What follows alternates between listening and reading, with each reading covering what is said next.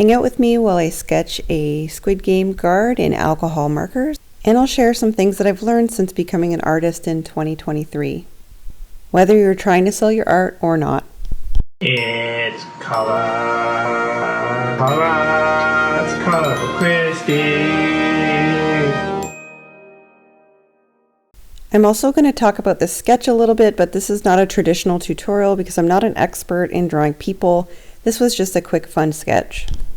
It's come to my attention that there are a lot of people that watch videos and just want to hang out while the author of the video is talking, so that's what this video is going to be. In this video I'm going to talk about my top tips if you're a new artist and you're thinking about selling your art, what will help you get better at art, and how to put your name out there when you're an artist. And I'm going to talk about niching down as an artist and whether or not you should do that. So here we go. So first I'm just going to talk about this drawing real quick. I'm laying down a base layer. It's going to look pretty awful until I'm adding the final layers and the final touches. But the first layer is going to be the lightest highlights of the outfit. So I'm just filling in my blocks of section. You might be surprised to learn that I've only been calling myself an artist since 2023, about May of 2023. I still have a lot to learn. For instance, I'm not very good at drawing people or bodies or anything like that. And I don't even have a niche. I do a lot of alcohol marker on my YouTube channel, but I am a watercolor artist as well. I do a lot of digital. I've done crayons, I've done colored pencils. I like to try everything. And one of my big challenges has been that I don't have a niche because it seems to be the thing everybody tells you to do. And it's hard to make a niche when you like to do everything and you like to learn everything. So that'll lead me into one of my top tips. So my number one tip is to create every day. So whether you're doing a 10-minute sketch or you're doing a 20-minute sketch, an hour, you're coloring, whatever it is, create something every single day. So here are some ways that I have implemented that into my life. A lot of my everyday drawing is not done sitting at a desk recording it. It's mostly done sitting on the couch while we're watching TV or, my husband's doing something else and I can just relax and draw something. Sometimes I even draw in bed at night. I have a little tiny sketch pad that I leave next to the bed, and I have a little pen that I leave there, and sometimes I'll just draw a little doodle. And it's never the same thing. Sometimes it's lettering, sometimes it's little creatures, sometimes it's a person, sometimes it's portraits. I have a lot of messy, ugly sketchbooks. And I think there's a misconception because of a lot of what we see on YouTube and on social media shows beautiful sketchbooks. But in my experience, that is not what I have experienced. Most of my sketchbooks are practice and practice and practice of trying something. So I have one entire sketchbook that's filled with really, really bad portraits. I have another that's filled with caricatures.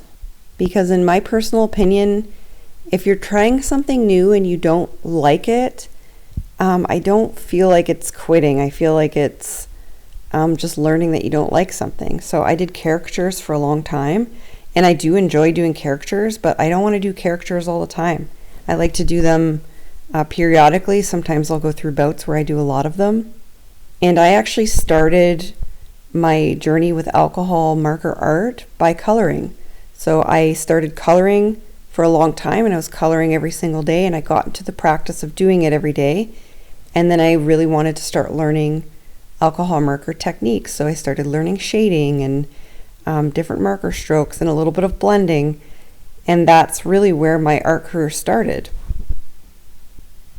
So wherever you're at, whether you think you're terrible, whether you think you're an amateur, or even if you think you're an intermediate, just draw or sketch or paint or whatever it is that you want to do every single day. I even kept a little tiny watercolor palette on my table where I sit on the couch, and I would do a little sketch in a watercolor sketchbook every day. So just whatever it is that you're into at that time, just keep creating every single day. So that leads me into my second point, and that's to find a community of people who like to create as well. And this might be a little bit harder for you to do. And you might have to look online for this, but it just depends on what your community has available. So in 2023, when I started sharing my art, I actually did a little Domestika course. You can find that course in the description of this video. I did a Domestika course that was alcohol marker house art.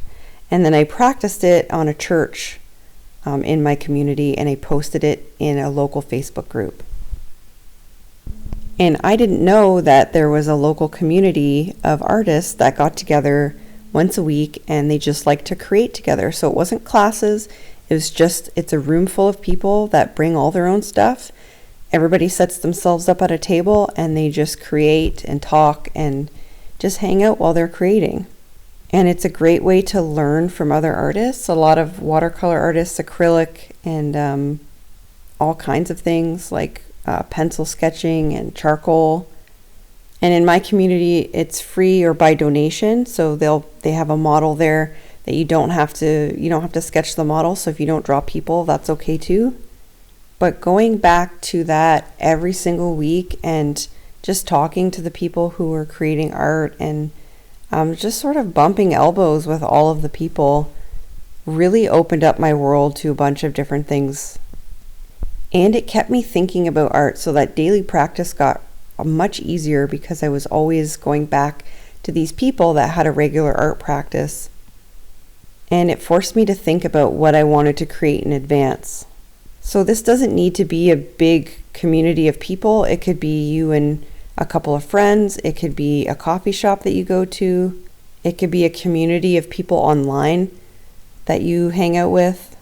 It really doesn't matter what it is, as long as you have a place and sort of make a date with yourself to create on a regular basis.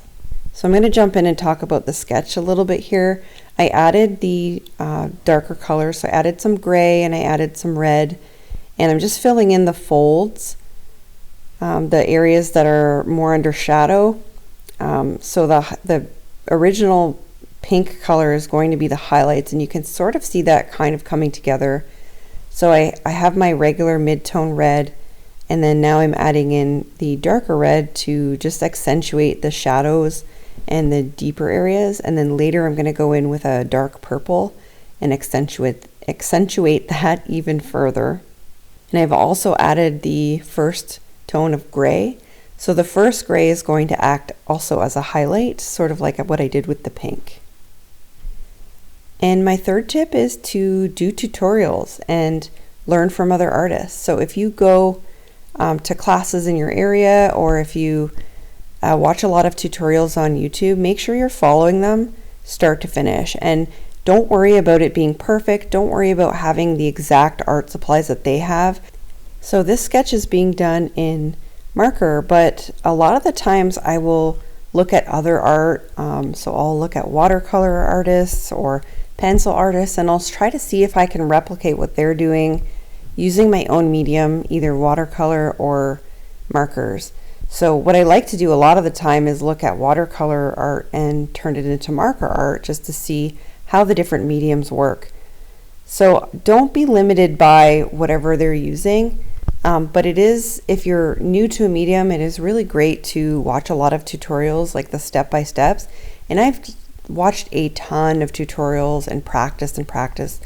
Most of my sketchbooks are filled with watching tutorials and then practicing on my own. So watching a tutorial about, if you're drawing faces, then watch a tutorial about drawing faces, and then going to pull up some reference photos of other people and trying to do that on your own. So if I was starting from scratch, what I would do is watch a tutorial on something that I want and then go do my own version of it. So even if it was flowers or something, I would go try to do it a bunch of other times just to really solidify what I've learned in those videos. So as I mentioned, I took some Domestika courses in the beginning. I actually took a couple of them. Some of my favorites are listed below. And I learned some stuff about alcohol markers, and that's really where I discovered that I like the marker stroke of alcohol markers more than blending. So a lot of the tutorials that I found on alcohol markers were all about blending and how to blend the markers together, but I don't really like the look of blending. The whole reason that I like markers is because I like the stroke of a marker. I like the marker, and you can see that evident in this picture here that I'm drawing. You can see my marker strokes. I don't have any blended edges. I am blending a tiny bit with these grays here, but most of it is marker strokes. So you see that a lot. You see a lot of blending with alcohol markers, but I don't really like that. And I'll just throw a caveat in there that, I do like other people's art that do blending. I just don't like to do my own blending with alcohol markers. So that's why I don't have any videos on it too. And my next tip is going to be to share your work. So I read a book called Share Your Work by Austin Kleon. I hope I'm pronouncing that right. I'll leave a link to the book in the description of this video. That book changed everything that I thought about when it comes to sharing my art. And sharing my work has completely changed everything in my life. So I went from not even calling myself an artist to selling artwork and having a YouTube channel and literally everything. And thinking back to my first time that I shared my work in a Facebook group, when I took that Domestica course that I mentioned and I shared my work in a local group, the response that I received was so positive, and I can't imagine what life would have been if I had not shared my work. And then I started getting a request to create art, and then I started recording my art. And it's funny because I see a lot of success stories about people sharing their art online and then it turning into something, but you can actually see this in real time happening online all over the place. So if you never share your work, and if you don't want to share your work, that's a different thing. But if you want to sell your artwork, or you want to make money as a content creator, or you want people to be to have a community around art or anything like that, sharing your work really brings people together, and it brings people to you. I've landed clients by sharing my art, and I even landed an ongoing job creating coloring pages for a company on a regular basis. And that's all because I have been visible online. And the funny thing is, the thing that I don't think people really understand when it comes to sharing your work is that when it comes to art, sharing your work is your marketing. So a lot of people think that, oh, I'm afraid of doing my marketing, but it can be as simple as just sharing your art. So there are a lot of people that do the same kind of art that I do, but because they're not visible online, they don't get the same attention. How are people going to find you? If you're never sharing your work, people won't be able to find you. And I mean, you could just go to markets, or you could share your work that way. But I have a lot of people who have been lurking for a long time, watching my art evolve, and they don't actually buy art, or they don't comment on anything for a really long time. Or if ever. Sometimes I run into people and they talk to me about my art, but they've never commented on anything.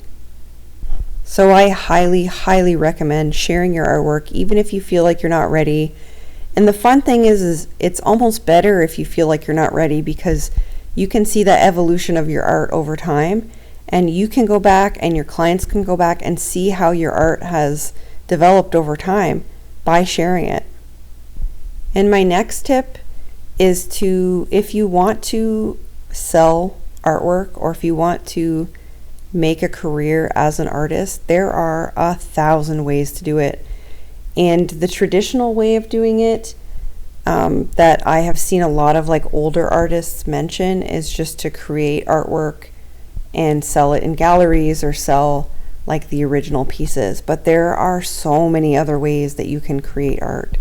For instance, you can create prints out of your art. You can put your art on products by selling print on demand through websites. So print on demand can be anything from notebooks to t-shirts to hats to tote bags. I've sold art that I've created individually. I've created art for a person, as a commission, and I've scanned it and put it on products, and it's sold on t-shirts. So you can sell art in any way. I've seen people put their artwork on stickers and have an entire business made out of stickers. There are some people that have an entire business out of coloring pages. Some people just have a YouTube channel where they create art and they're making money from the art that they make on YouTube. Some people like to sell commissions. Some people like to go to markets, and I've done markets. I didn't really enjoy the process of doing markets, but I did have a little bit of success, and I could have made it my whole job to go to markets. There's a lot of artists that do circuits where they go to art markets all over. I mean, I'm in Ontario, Canada, so a lot of people will go to art events all over the place. But I know artists that sell only original art pieces, and they sell them out of their house, and then they also go to one market every year. You can teach classes. So if you like what you do and you don't want to actually sell a lot of original pieces, or you just want to teach other people how to do it, you can teach way before you think you're ready to teach. So I have not started teaching because I don't feel like I'm ready or that I have the proper knowledge to teach, but I've definitely seen artists of all levels sell classes. So if someone wants to learn what you know, then you have a class. So I hope that helps. Leave your questions in the comments, and bye for now.